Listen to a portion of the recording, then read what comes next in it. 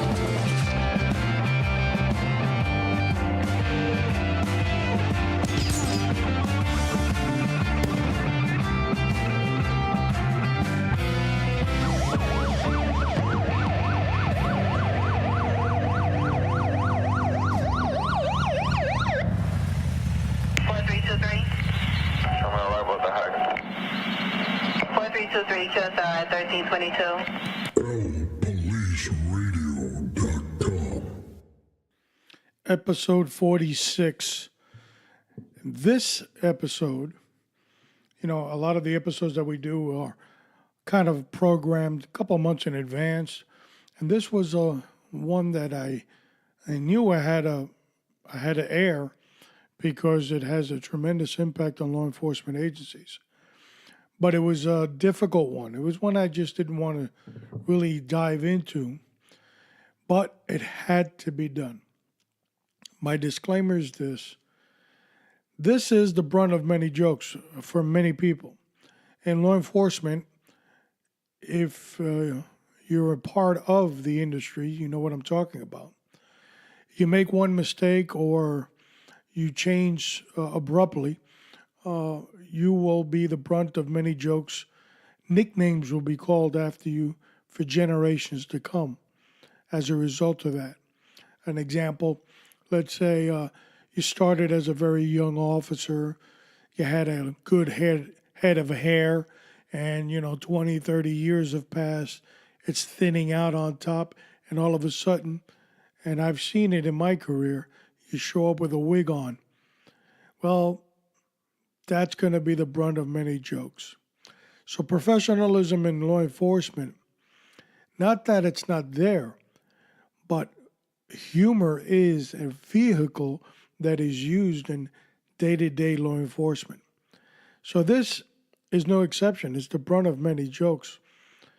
But we are going to talk about the professional aspect of it and the impact it has on law enforcement officers. But before we get to that, we're going to dive into some things that are happening with El Police Radio.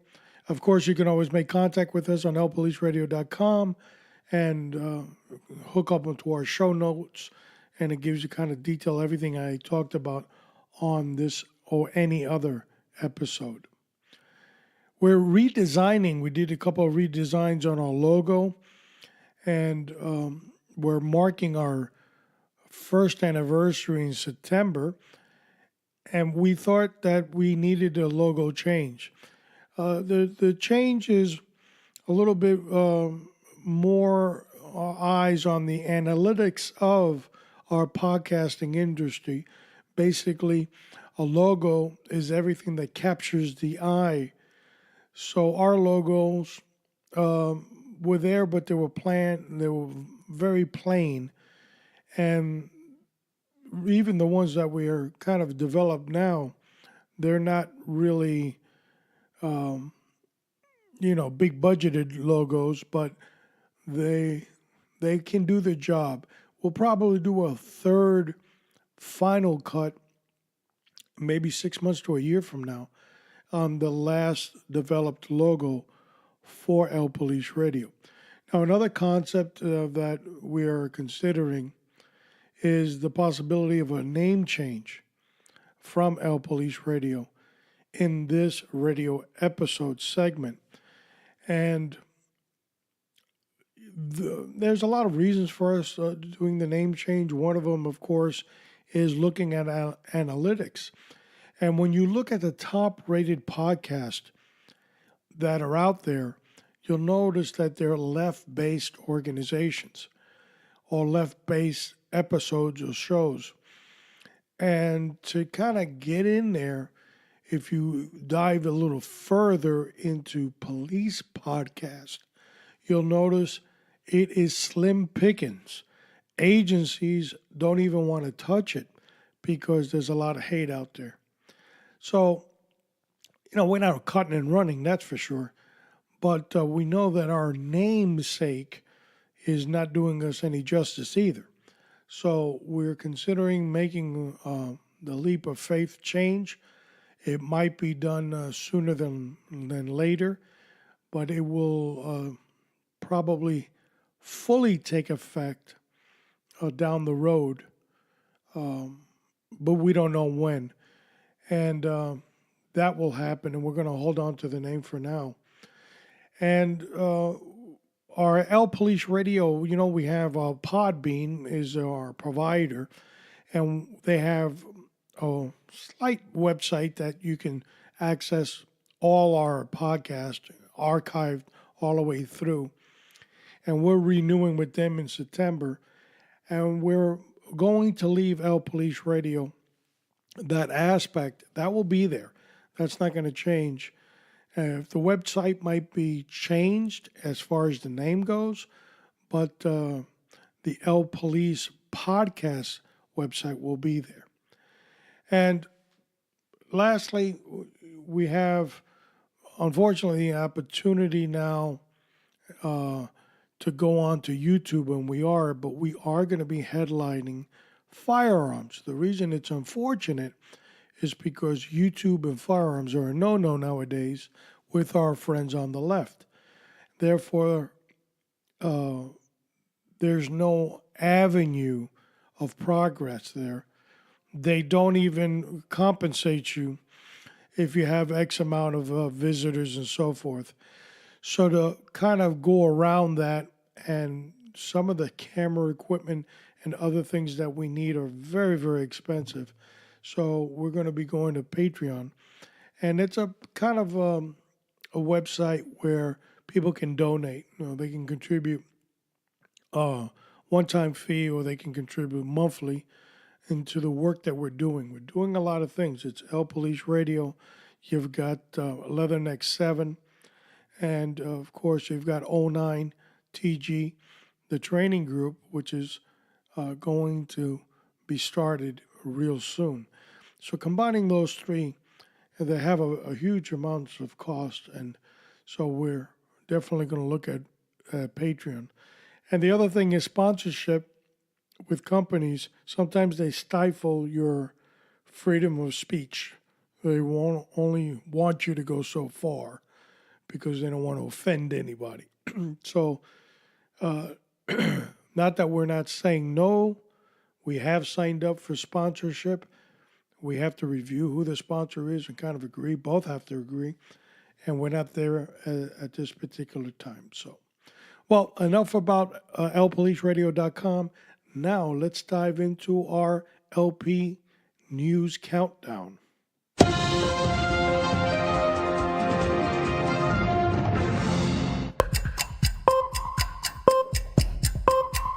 One. Now, keeping with our theme, we have 3 news articles that we're going to be, of course, reviewing. We're not going to change that.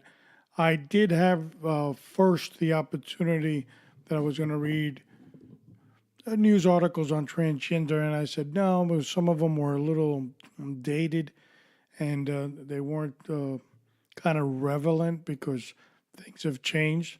So I'm just going to go ahead and do the 3 news articles. Our first, of course, it takes us to the forgotten profession. And we all know what that forgotten profession is, and that's the profession of corrections. And believe it or not, we have an incident in Rikers Island. It's almost hard to believe that Rikers Island has incidents. Convicted killer sentenced to more time in slashing of Rikers CO.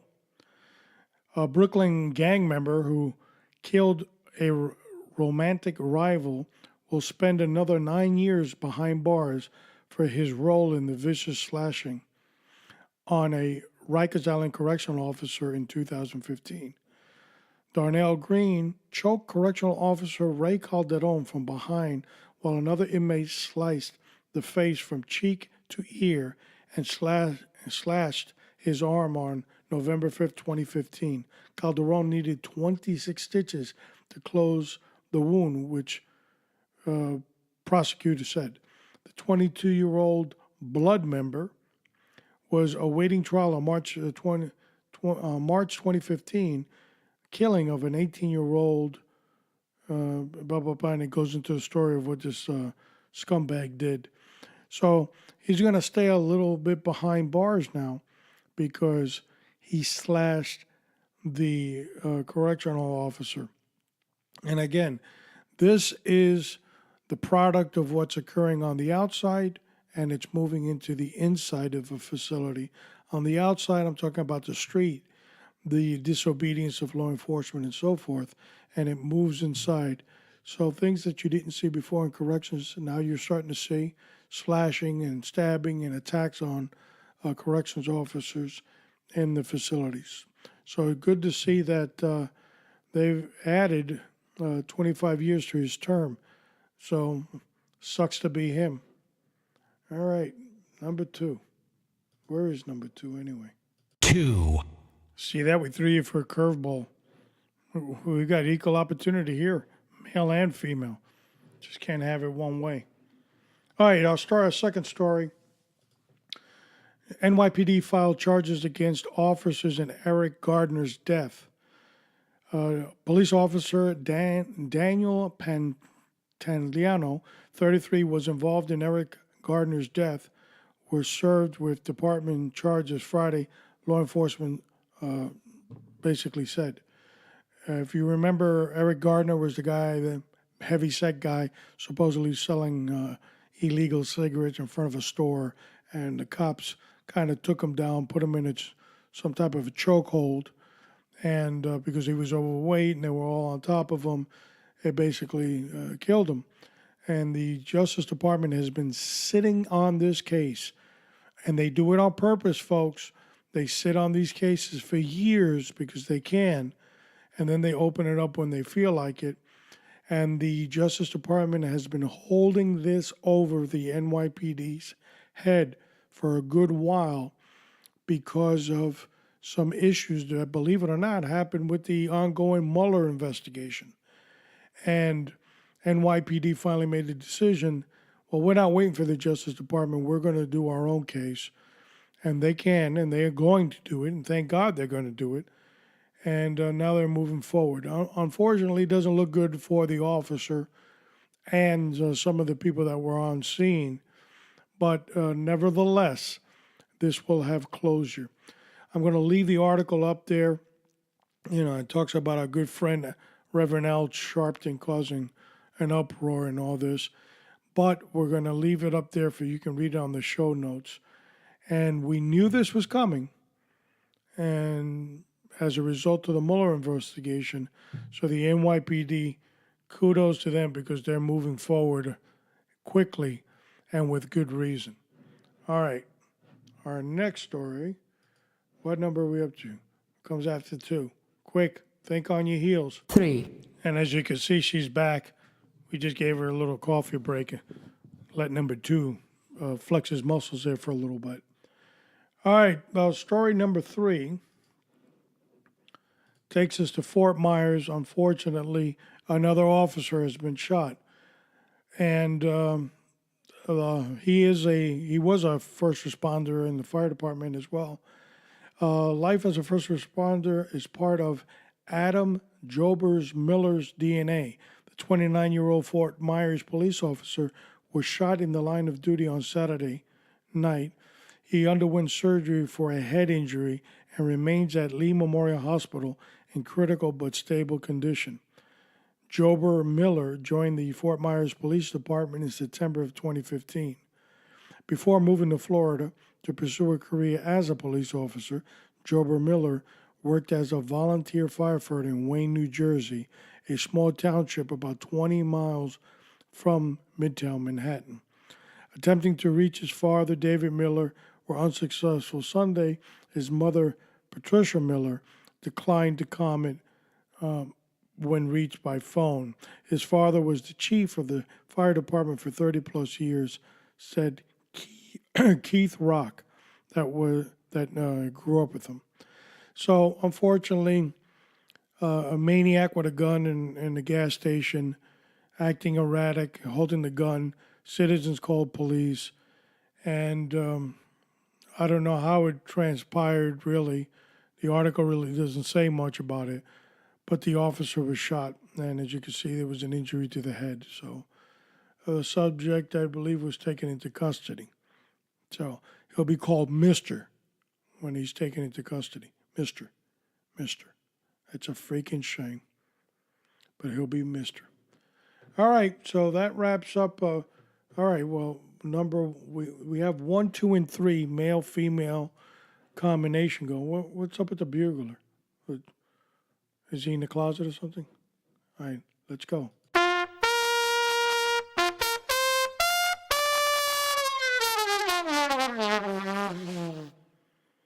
Episode number 46, Transgender.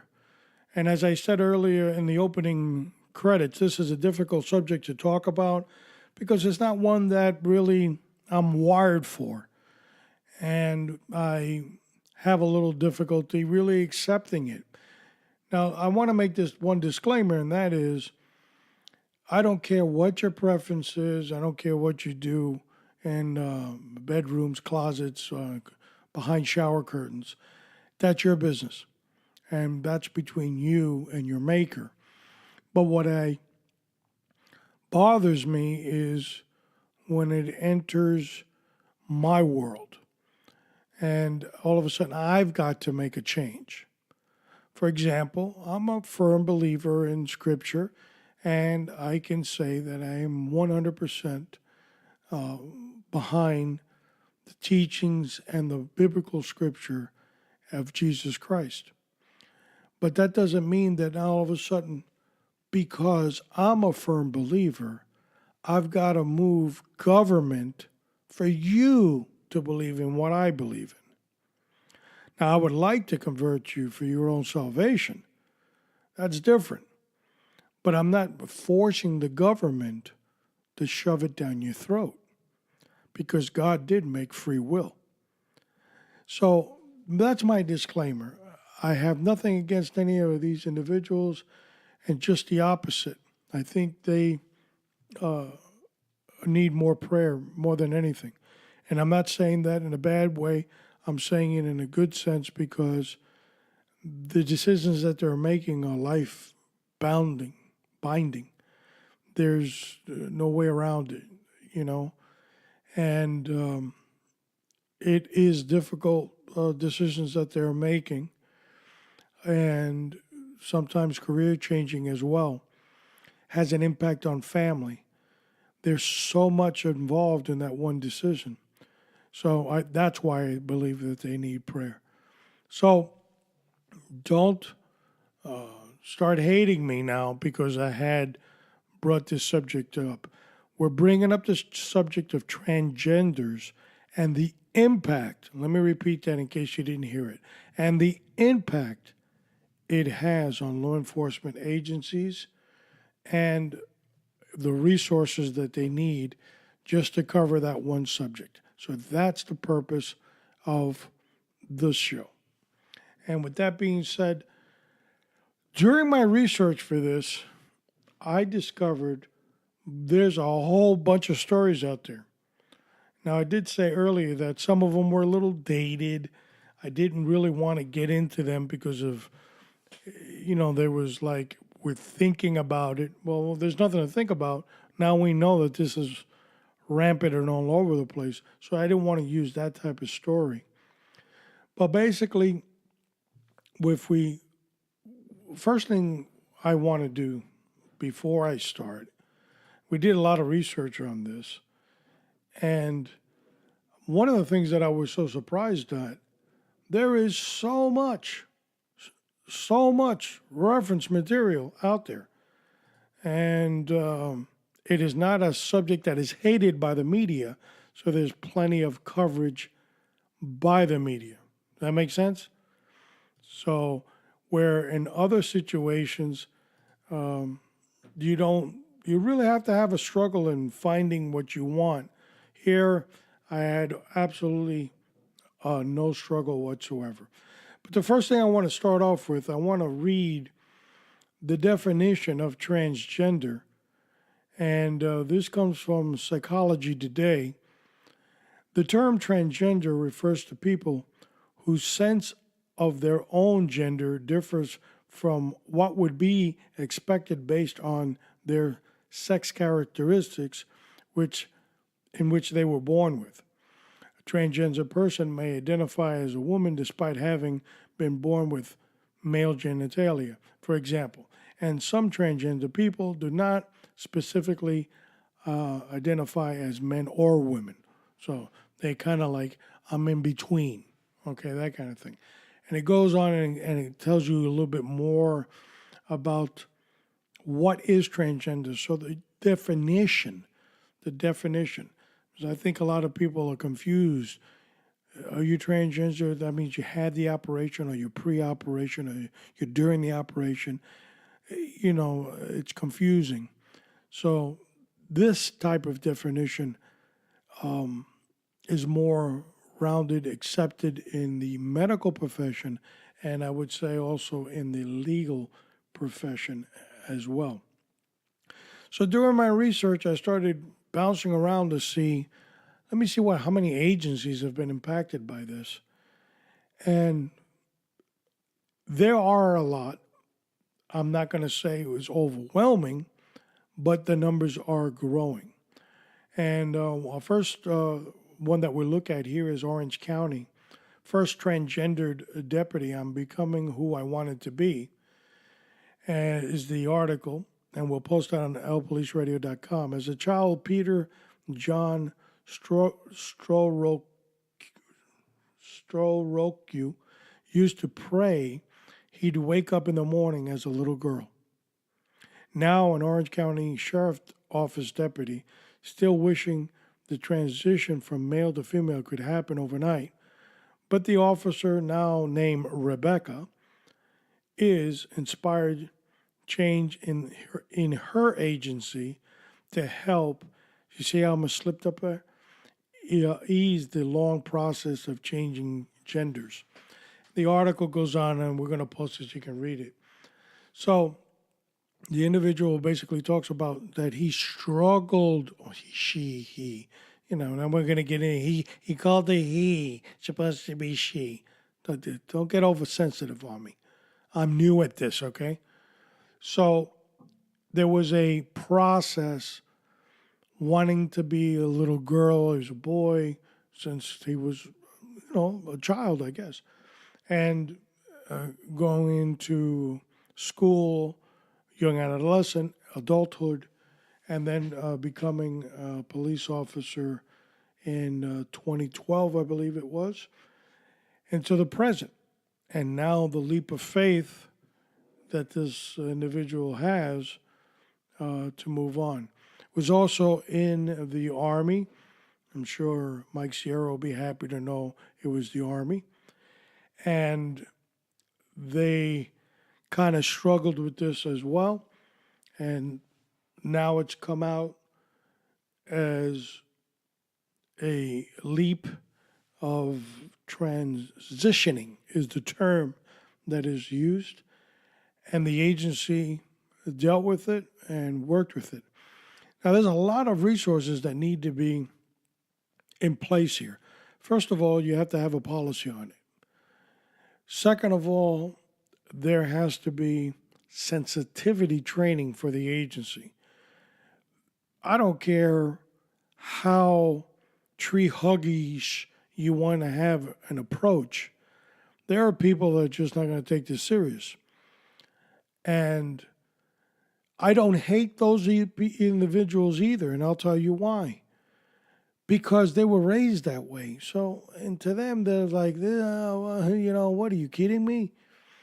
And there's a process, not in teaching them to accept it, but teaching them to accept the agency's acceptance of it. That makes sense? So if you have your own personal belief, that's fine. But the agency, the government agency you work for, is accepting it and embracing it. And as an employee of it, that's your job to accept it as well. On a personal level, you don't have to. Okay? You can have your own beliefs. But on a professional level, guess what? You're going to have to conform to the rules and regulations of that agency. So that resource has to be in place too. There's money and there's cost involved. The sensitivity training has to be department-wide, from entry-level academy all the way through the most senior person in the agency. And they have to come up with how long the course will be for. 2 hours, 4 hours, 6 hours, 8 hours. Create the curriculum and move forward. It is difficult because not everybody, not 100% of the individuals that are there are clapping and cheering that the agency is doing this. So that has to be kind of introduced in the curriculum as well. Now, there's some advocates for everything out there. I know that. Okay, save the cats, take care of the dogs, hug a tree, and this is no different. But in government, that the expense is no expense. The checkbook is always full, Doesn't matter what it will cost and what resources are needed. We'll hire as many people as we need to in order to get this done. That is not a conservative profile.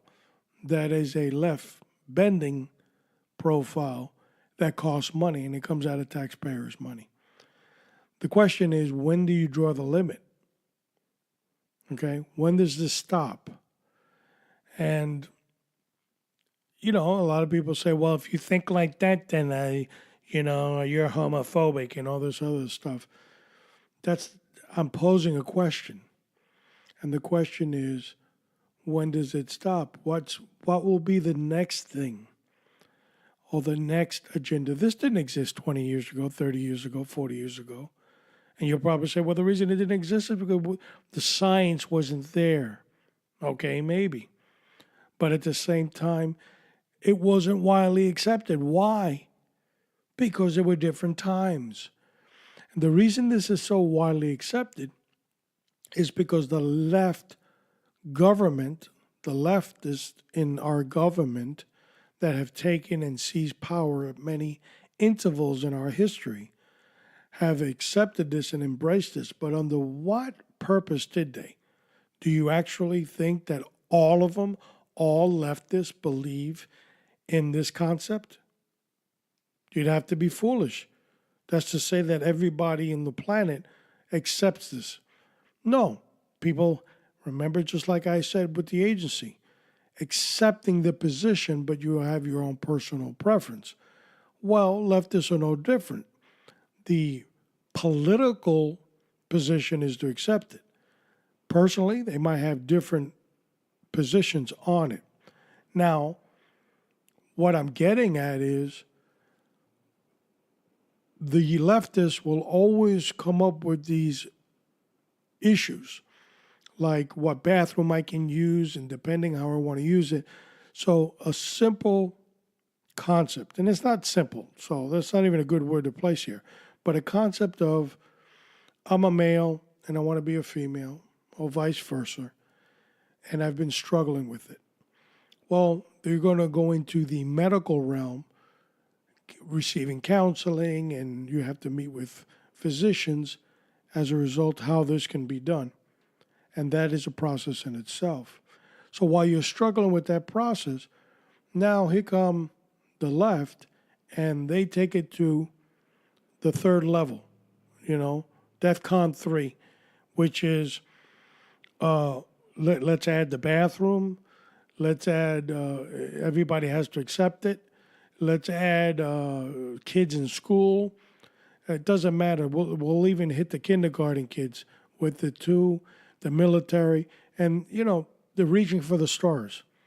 And that approach is done because, remember, we teach you here on LPoliceRadio that the concept of the left is not that they like what you stand for or you think they like you, whether it's LBGT or transgender or hugging a tree.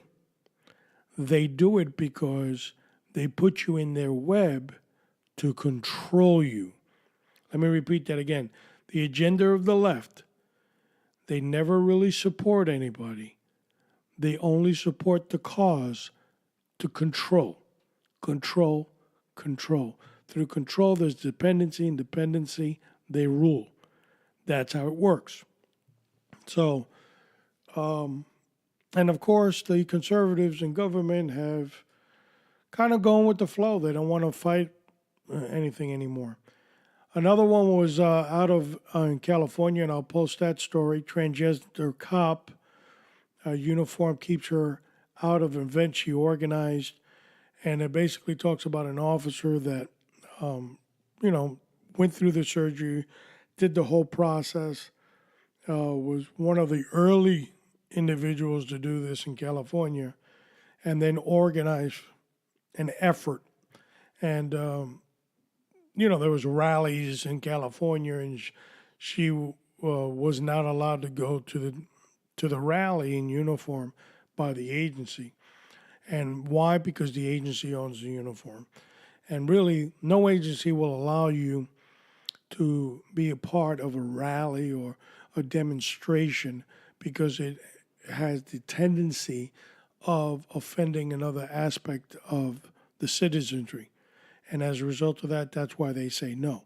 Not because they're smashing on my First Amendment right. No. You can go there as a private citizen and do whatever you want. But what they are really saying is not in uniform, because the uniform is supposed to be objective and inclusive to all, but not that it offends others. And as a result, that's why they say no. So I thought I'd just mention that. So now the transgender issue reaches itself not only in police agencies, and I've got one more.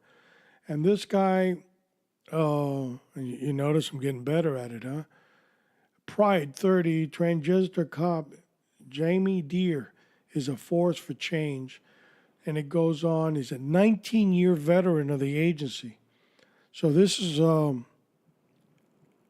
old-timer. Can I say that? Yeah, an old-timer of the agency. And she switched to he. And it was accepted, I guess, in their agency that it was in.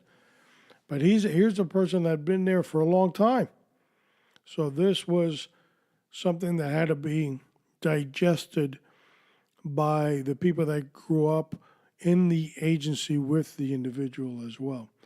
So an interesting article on that one. So now the transgender issue falls into the correctional realm, and I didn't really post anything on there because correctional agencies all have different approaches to this. Depending on the surgery, did they have surgery, they didn't have surgeries, their basic housing assignment. And courts have ruled that based on the genitalia, not how you feel, the institutions can house individuals because of security procedures for the facility. The Supreme Court has always said that the security of the facility is paramount, period. And, you can't have one that had the change and is a full female, but I feel like I want to be a male today inside a facility. Imagine how that would work out. So there has to be exceptions to that. There was one story that we had, and I'll see if I can find it, and it was on our beloved mayor from New York City, and I can't locate it right now, but I'll post it on the show notes so you can see it. I wasn't going to originally talk about that story, but the mayor of New York City, we commonly call Mayor Big Bird, had ordered the corrections department, but they had to tweak the policy later because it was not that he specifically ordered the corrections department. He ordered all city employees in departments to comply. But there was a little hiccup when it got to corrections because of the security issues, so they had to modify it for corrections. It wasn't much of a story. That's why I didn't really have it ready, because if you're not in the industry, you really don't understand what the hell they're talking about. So, but I'll look it up and I'll find it. So now the corrections agencies, they have to have, here's the other issue, and this is a new issue that just came out on the transgender issue, and that is psychological evaluations as they go into a facility. Automatic. It was an automatic. As soon as they walked in, I'm Bob, but I'm not Bob, I'm Michelle, this and that. And they would be shuffled over to a social worker somewhere in the facility so they could be evaluated whether they were mentally ill or not. So the transgender issue has been dealt with as a part of mental illness, but as up until recently, the industry, the courts have decided that this is not a mental illness issue. And I'm glad, because although there are individuals that are mentally ill, that are suffering from this, they don't have the resources, they don't have the thought process to go through an operation. So they think they are what they think they are. You follow where I'm going with this? Opposed to a person that is really going through with this and has sought medical assistance in that. So there's a difference. So those individuals that are kind of cuckoo, those people you can kind of spot a mile away, and I've dealt with them in my career, and I'll mention one nickname, and this is the humor in law enforcement, that a couple of people that worked with me, if they hear the program, they'll be chuckling and laughing, holding onto the seat from falling. And that's Wonder Woman. Yeah, we used to have Wonder Woman we used to deal with all the time. And it was a he, but he thought it was a she. And he'd do the little thing with the twirling of the air like Wonder Woman and sing the song in the whole 9 yards. But he was on the mentally ill avenue, not on the other one. Okay, he didn't have the resources to carry out what he thought he wanted. Now, I'm assuming if you want to staple your stomach, you have to meet a psychologist or psychiatrist to talk about the importance of that surgery, or at least it used to be like that. I'm assuming to get body parts removed or added, you would have to do the same. And through that mental health check, there would be an acceptance and a move forward towards what they have to. Now, there's a huge, huge cost in the care once surgery is done, or post-surgery and post-surgery and pre-surgery. There's preparation, and then during the surgery and after the surgery, that they are a huge cost in medication. And this was one of the things that were troubling the military. People were signing up for the military and get this procedure done, and it was overwhelming on cost, on just the upcare. So for prisons and jails all over the country, this is another astronomical cost that they wish they didn't have to deal with. Now, I want you to understand one thing. That when you give to one group, you take away from another.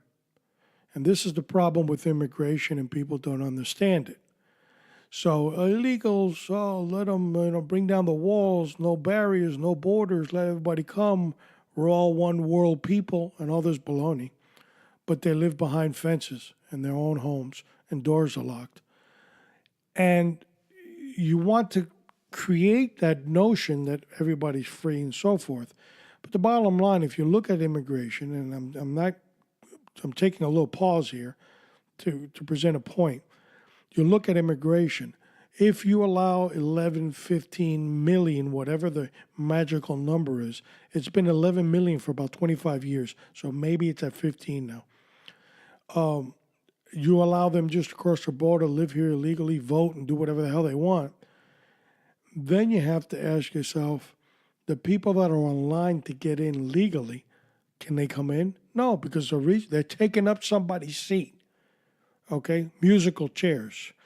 And in musical chairs, okay, when the music stops, what you should have done when you were a kid, as soon as the music stops, you shove the other kid in front of you and you sit your ass down as fast as you can. So in musical chairs, if all of the people are illegal, the legal person can't sit down. There's no place for him or her to put their rear end. So that's the point I'm saying. So here, in wrapping this up, for correctional agencies as far as inmates and prisoners, this is a huge undertaking. They have to be kept separately. Their housing has to be classified. These individuals need medical care. The court system has kind of ruled out anything as far as automatic mental health for them. Mental health now comes in what you see and observe. Okay? If I ask you what day it is and you tell me, if I tell you want to hurt yourself and you say, no, I'm of sound mind, then I can't make you crazy because you want to wear a dress and pumps. So, again, we're staying on the professional realm. But if that's what it was before, now they're kind of like, nope, straight to the correctional setting. They're going to deal with it. Some agencies may still have that mental health process, but by and large, it's a waste of time if the person hasn't exhibited any mental ill signs. That's what I'm saying. So, and then we go into what level are they in? Pre, post, what's going on with them? That determines their medical care while they're incarcerated. And of course, the outcome of their case. Is it a first-degree felony that they'll be there for a long time, or is it a simple misdemeanor that they'll be gone tomorrow? That weighs heavily on it as well. Huge undertaking, a lot of money here, a lot of resources, and corrections industry in itself is the cost per inmate is astronomical. If the person is mentally ill, it's gargantuan, not astronomical. So we're not at the mental ill levels because I think the statistic of out of 4 inmates, 1 is mentally ill, or something like that was the statistic. So there's a lot of people on psychotropic medication in jails and prisons. I can tell you that. Huge number. And the medication, huge amounts. So transgender. The point is, law enforcement has to have a professional attitude in dealing with this regardless. I'm going to be posting on the show notes, the Department of Justice, some videos that they have on dealing with a person that's in transition as a transgender, how you speak to them, how should you should ask what they're called, what would you want me to call you, and then take it from there. On a de-escalation position, it's an excellent approach. It's a little bit on the comical side when you see the video, and if you're in law enforcement, you're probably not going to take it seriously if you're sitting in your underwear at home listening or looking at the video. So it is what it is. Now, folks, it's time for the 09 training tip.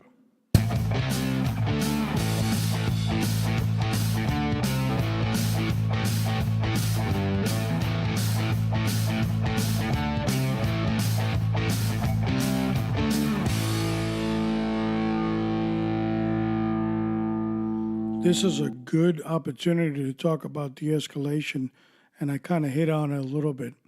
It's so important in your first initial contact with any individual, whether they're acting erratic, whether they look a little bizarre, to first ask them, how would you like me to address you? What name do you go by? Whether it's a nickname or whatever. And it's important because that's how they identify with themselves. This will probably get you a little further into the conversation, and a simple question, an open-ended question, which is simply, how would you like for me to address you in our conversation? And it's important. It doesn't really do a lot for diffusing a situation if the person's a little hostile. Might take a while before they actually tune into what you're asking them, but it does show a level of respect. And that's our 09 training tip on de-escalation. Now it's time for the conversation.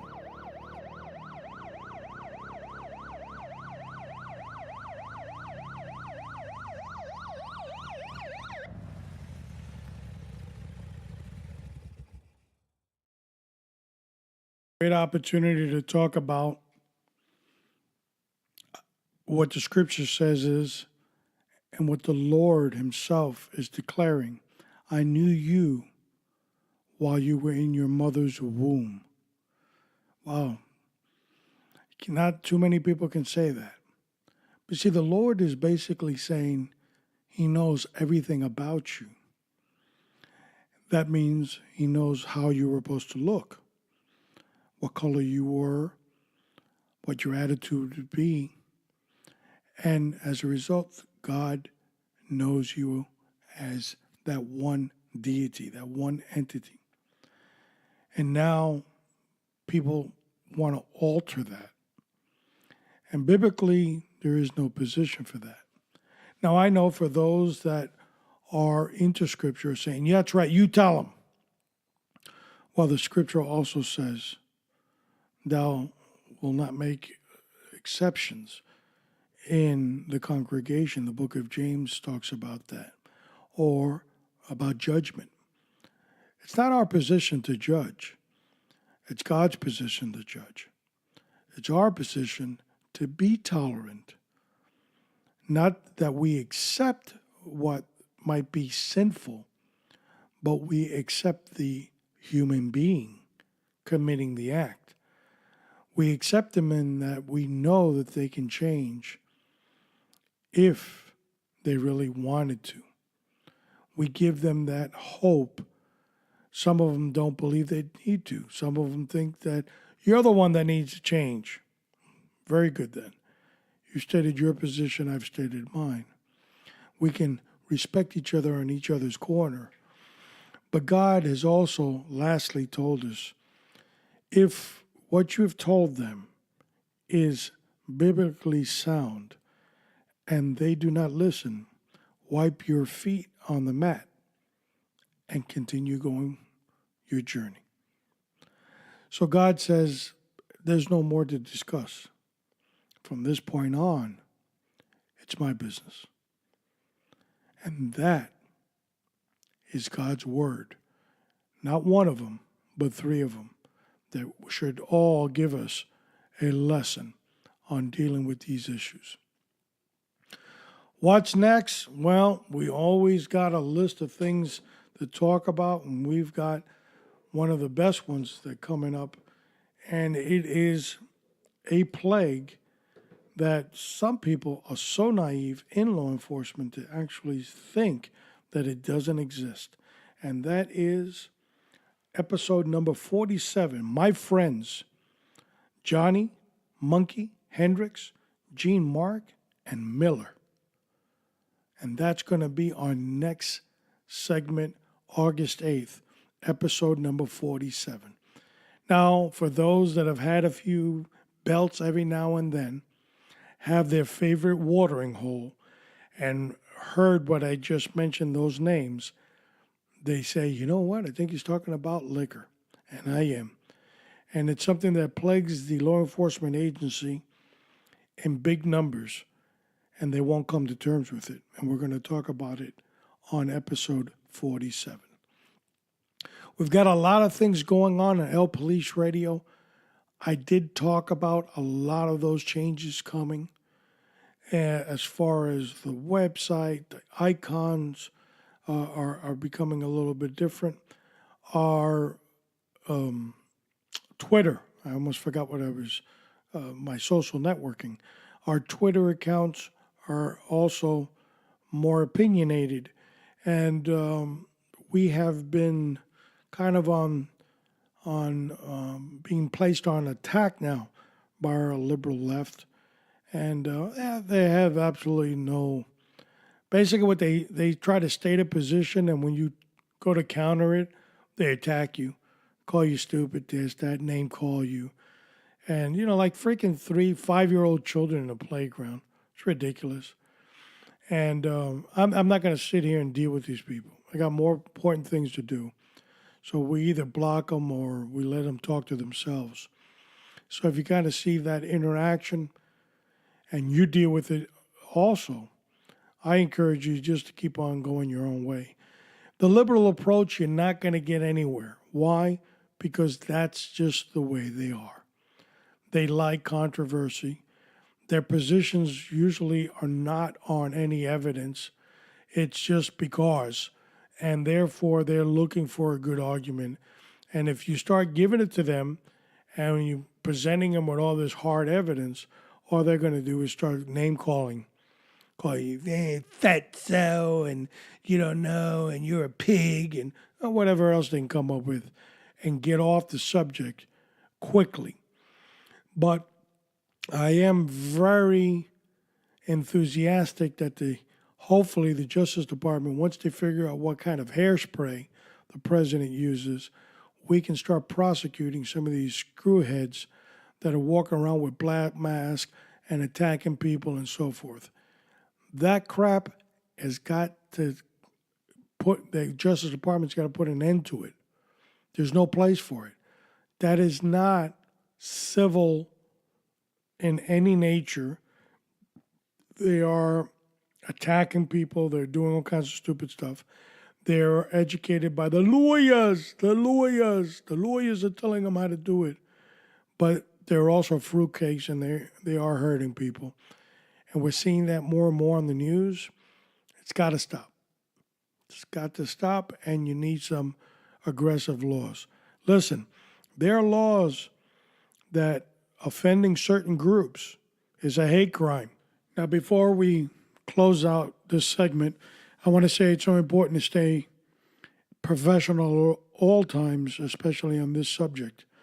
And we know that law enforcement has a sense of humor, that certain jokes are going to pop out, that amongst the guys, there's always a chuckle here and a chuckle there. So lines like this might get you in some serious trouble. The inclement negative implications. Let's think of it as a meeting of minds. Now, for whatever reason, certain incidents have expired lately that, in addition to being dangerous, could have an adverse impact on our respective bottom lines.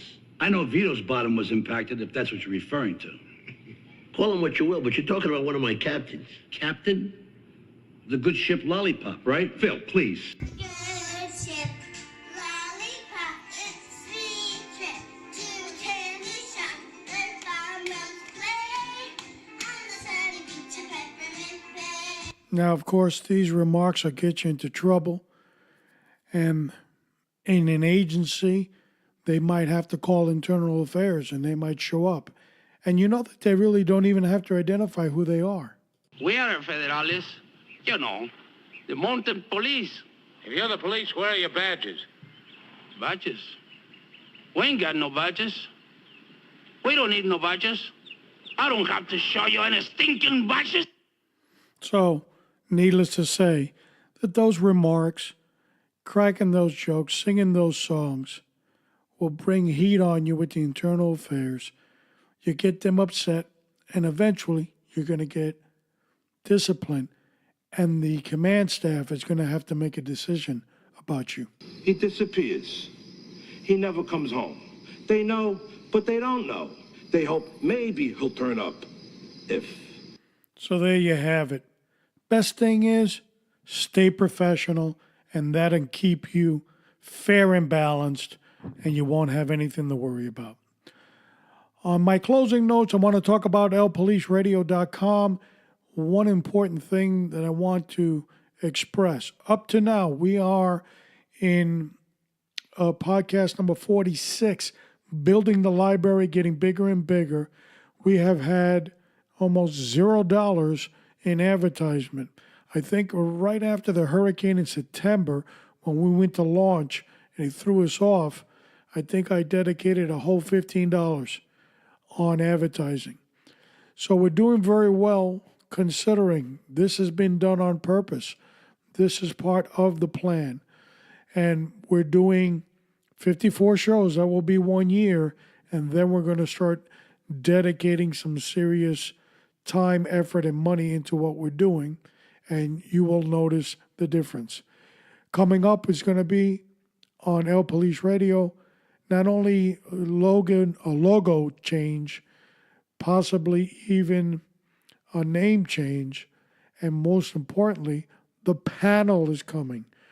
And who the panel is going to be a distinct panel of retired and active law enforcement officials that will come on every so often on a specific subject, and they will give us their wisdom. Now, let's recap on what we've done. We've changed our logo for the second time. Possibly there'll be a third time later in the future. We are staying on Podbeam. Eventually, El Police Radio will go to Podbeam and be off its website. And there'll be another website with the new name and the new theme. And, of course, the panel. A lot of this is confusing. All you need to know is every Wednesday there'll be a new show. And we are happy to bring it to you. Now, as I said, there's a lot of time and effort to put these shows together. Research, development, launching, editing, and out it goes. We now are going to Spotify and Google as well, where you can pick up our shows.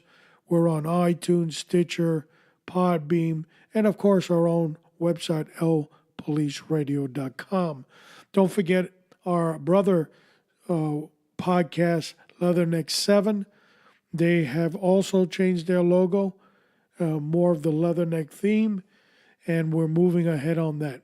09 Training Group will be commencing real soon. As of August, we will sit down with some of the instructors that are coming on board and starting to formulate that. And lastly, I told you about Patreon, where you can donate and make a contribution. Some of the things that we're going to be doing in the future with YouTube, filming, and stuff like that are costly. And putting these things together are costly as well. So it's just something for you to consider. We're not going to be nagging you and all that. But change is coming. And we're slowly molding our podcast into what we want it to be. Sponsor free. We're doing it a little bit slower. We're doing it more methodically. But people that know me, they know that that's how I operate. And I will continue at it until it definitely succeeds. So, keep an eye out on the panel. They should start coming on board with us in September of 2018. Now, what did we cover in the episode? We talked about transgenders and the importance of becoming professional at all times on this subject. The cost is astronomical for agencies and the resources they need. What can you do as a citizen? Support your agency. As an employee, become professional. In Jesus' name, I bless you. I bless your agency that serves you. God bless America. Long live the Republic.